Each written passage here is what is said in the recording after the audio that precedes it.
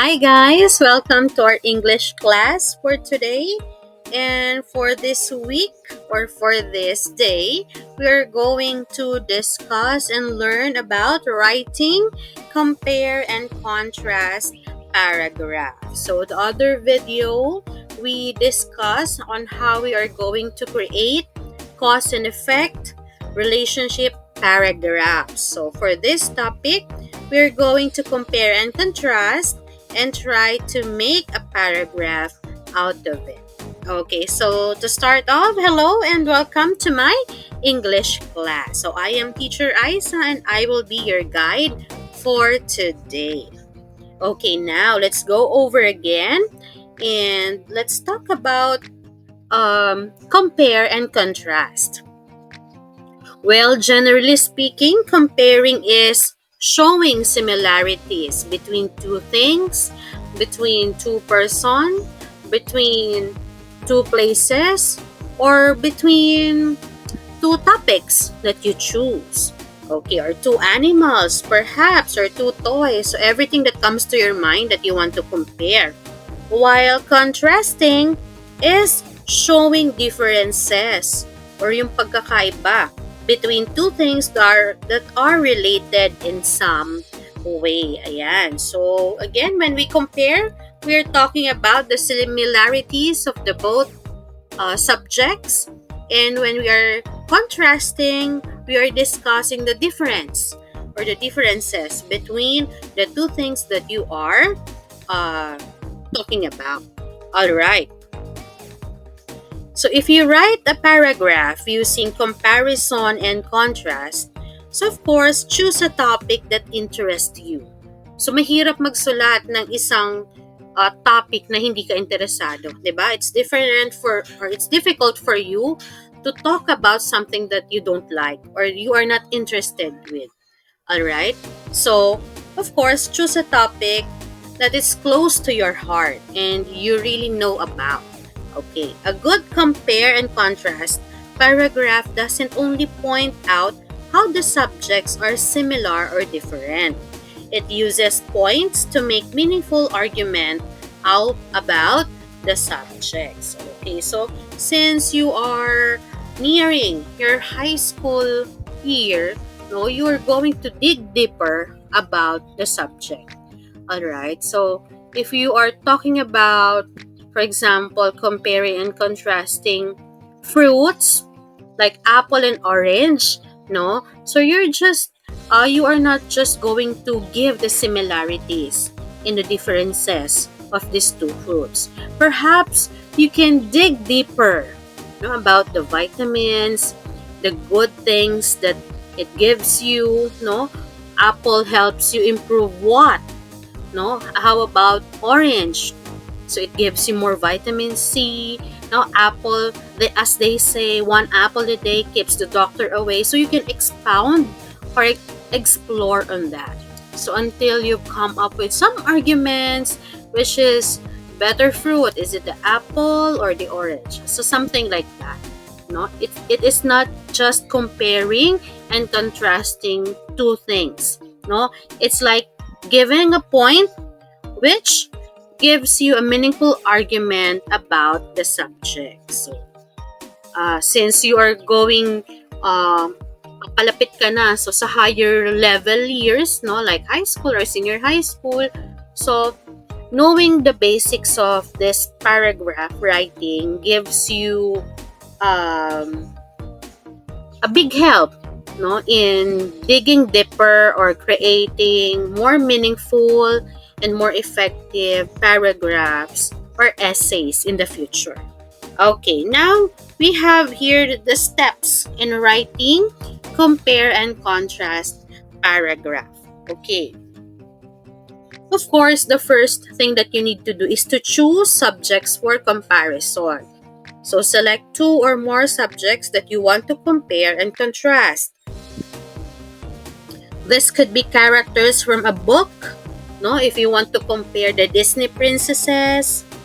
It could be historical events, theories, products, etc. Ensure that the subjects have enough similarities and differences to make the comparison meaningful. So, it is safe to say that if you choose two subjects, so make sure that they have a lot quite uh, similarities. So for example, they have 3 to 5 traits. For example, you're talking about princesses, Disney princess. So yung two princess na pinili mo, may traits sila na magkakaparehas. For example, 5. And they also have differences, no?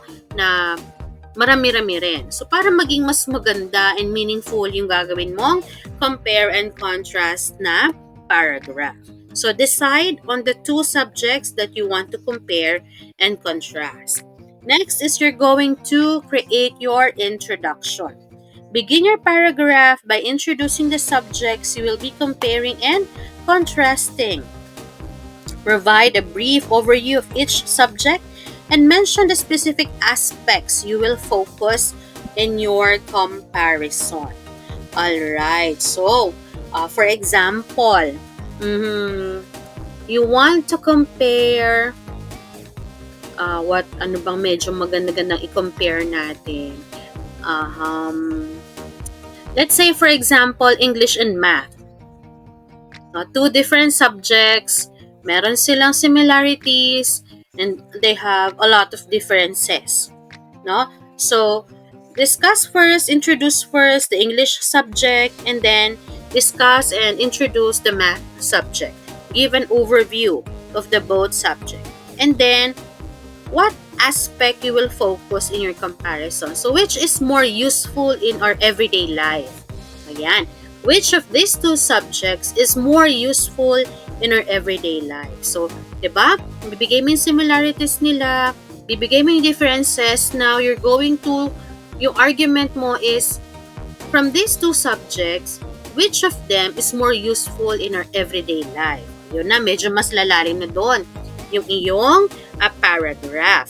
Okay, so, for number 3, ito na, yung point-by-point comparison. There are two main approaches to compare and contrast paragraphs. Point-by-point and subject-by-subject. In the point-by-point method, you alternate between discussing the similarities and differences of each subject in separate paragraphs. So, here's how you can structure this. So, if you're going to you want to use this point-by-point comparison. So, we have here a specific structure that you can follow, to create this point-by-point comparison. Okay, so let me show you. So, if you're going to ayan, so ito yon. This is the pattern. So, similarities. Start by discussing one aspect where the subjects are similar. For example, English and Math. English and Math, or we can say for some, are difficult subjects. Okay, provide examples or evidence to support your comparison. So, a lot of children are having a hard time understanding English, and a lot of children, for example lang ha, I'm not stating a fact here. Okay, example lang ito. And a lot of students are having a hard time understanding math. So, for both subjects, a lot of children find it difficult. So, differences. Next, discuss one aspect where the subjects differ. Alright. So, English, what you need to do is to understand the language and to use it as your own. While in Math, you also need to, on difference nila, you just need to memorize and follow the formula and then perform the operation needed. So again, provide examples or evidence to illustrate these differences. And then, continue alternating between discussing similarities and differences until you have covered all relevant aspects. So yun yung pattern niya, similarities and then differences and then similarities and again differences. So, pwede naman yung one sentence lang or two sentence, but if you're going to make an essay, so paragraph by paragraph ang atake dito. But if you are just going to create a paragraph, 1, 2, or 3 sentences will do for this part. Alright. And number 4, you're now going to conclude your paragraph by summarizing the main points of comparison and contrast. You can also reflect on the significance of the similarities and differences or offer insights into what they reveal about the subjects being compared. So, for example, English and math are both hard subjects. They have similarities. They are both hard, but at the same time, they also have differences, such as okay, you can learn English by reading and understanding and learning the language, while you can learn math by again understanding but at the same time focusing on the formula and then performing the operations. Now, which of them is more useful in our daily lives? So I can say they're both useful because you use the English in communication, in communicating with other people in your everyday life, while you use math in more practical ways. O yun, may mga ganun ka. So therefore, I can conclude that even if they are both hard subjects, you can learn them if you try your best to understand these both subjects. And I believe they are both important in our daily life. So yun yung conclusion mo. Okay, so after comparing and contrasting both English and math subject. Okay, so now, lastly, you need to proofread and revise. Alright, so once you've written your paragraph, review it. No, baka may na-misspelled ka na words, yung punctuations mo, small and big letters, and if you inserted some information or facts, so double check kung tama ba yung nilagay mo daw informations. And 4, ensure clarity, malinaw ba? Coherent, magkakaugnay ba yung iyong mga sentences? And then proper grammar and punctuation. So yung the basics, no? the use of big and small letters, yung punctuations mo, periods, commas, and everything. Alright, so after that, I think you can now create your own compare and contrast paragraph. So we have here an example of a compare and contrast paragraph using the point-by-point method. So medyo mahaba ito. I think you can just read it. Okay, so let me just read it quickly. And the subject is about cats and dogs. So let's see and let's take a look on how the author compared and contrast the cats and dogs. Cats and dogs are both popular pets that offer companionship and affection to their owners. However, they differ in several key ways. Firstly, cats are known for their independent nature, often content to spend hours alone grooming themselves or lounging in sunlit spots. Dogs, on the other hand, are typically more social animals, craving attention and interaction with their human companions. For example, a dog may eagerly greet its owner at the door with tail wagging and exuberant barking. Secondly, cats are generally low-maintenance pets, requiring minimal care compared to dogs. They're adept at using litter boxes and grooming themselves, making them suitable for owners with busy lifestyles.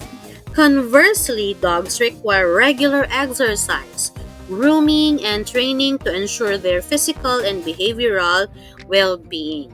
For instance, a dog may need daily walks, obedient training, and regular visits to the groomer or veterinarian. Despite these differences, both cats and dogs provide love, companionship, and joy to millions of people around the world. See, what a beautiful paragraph comparing cats and dogs. Okay, so this time, let's have an activity. You need to read the story below and then fill in the diagram showing or to show differences, which is the contrast, and similarities, which is the comparisons between two creatures. Okay, so we are going to differentiate, compare, and contrast butterflies and the bees using the Venn diagram. And of course, you can always create and try to make your own paragraphs. Alright, so we have here the selection. Okay, so butterflies and bees have many things in common. They're both insects that live all over the world. Another similarity is that they both have four wings.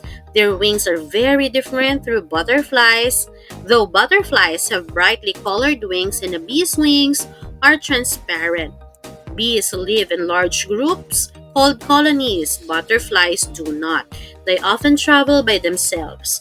Butterflies and bees are also similar because they both feed off nectar and pollen from flowers. Okay, so you're going to compare and contrast these both insects using the Venn diagram. And I hope you learned something from our lesson for today. And I firmly believe that you can now write your own compare and contrast paragraph. So see you again in our next writing lesson. So this is Teacher Isa and bye-bye.